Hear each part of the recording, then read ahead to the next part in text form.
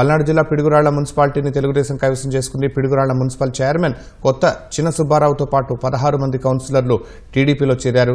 Gurazala MLA యారపతినేని Srinivasarao సమక్షంలో YCP కౌన్సిలర్లు TDP కండువా కప్పుకున్నారు. పిడుగురాళ్ల పురపాలిక అభివృద్ధికి కూటమి ప్రభుత్వంతో కలిసి ముందడుగు వేస్తామని వారంతా తెలిపారు. ఇవాళ జరిగిన వైస్ చైర్మన్ ఎన్నికలో టీడీపీ కౌన్సిలర్ ఉన్నం భారత్ని కౌన్సిలర్లు ఏకగ్రీవంగా ఎన్నుకున్నారు. దీంతో చైర్మన్, వైస్ చైర్మన్ పదవులు రెండూ టీడీపీ ఖాతాలోకి చేరాయి.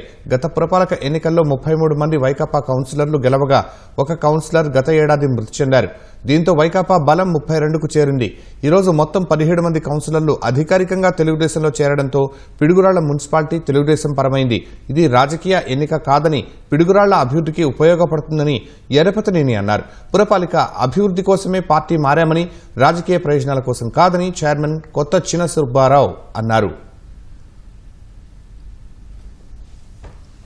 మనం కృష్ణానది జలాలు ఇవ్వాలి. దానికి నిధులు కూడా దాదాపు 100 కోట్ల రూపాయల నిధులు కూడా రెడీగా ఉన్నాయి. మన ప్రతి ఇంటికి కూడా మున్సిపాలిటీ మరి వాటర్ ఇవ్వచ్చు. దానికి మీరు మీ వార్డులలో మీరందరూ కూడా బాధ్యత తీసుకోండి. మీ నాయకత్వంలోనే ఆ పనులన్నీ కూడా చేయడం జరుగుతుంది. ఇప్పుడున్న పురపాలక సంఘ ఆఫీస్ ని 4 నెలల్లో దాన్ని బ్రహ్మాండమైన ఆఫీస్ గా తయారు చేసి చైర్మన్ గారిని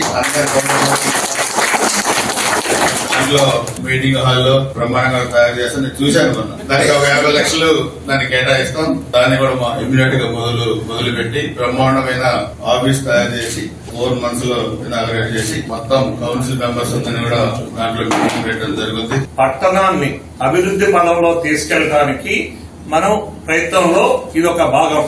అంతేగాని ఏదో పదవి కోసం మారాను అని అనుకుంటే అది వాళ్ళ ఇష్టానికే వదిలేస్తారు. ఊరే ప్రథమ డెవలప్మెంటే నా కర్తవ్యము అనే ఉద్దేశం సార్ చెప్పడము, నా ఇంటెక్స్ట్ కూడా అదే. అంటే సర్వీస్ అనేది మేము చెయ్యాలనే దానికోసమే, ఈ ఊరు డెవలప్మెంట్ కోసమే గాని ఎక్కడ రాజకీయంగా లబ్ధి కోసం నేను ఇక్కడ పార్టీ మార్చడం గానీ చేయటం గానీ లేదనేది ప్రతి ఒక్కరిలో గమనించవాలని వాళ్ళని హృదయపూర్వకంగా ప్రార్థిస్తున్నా.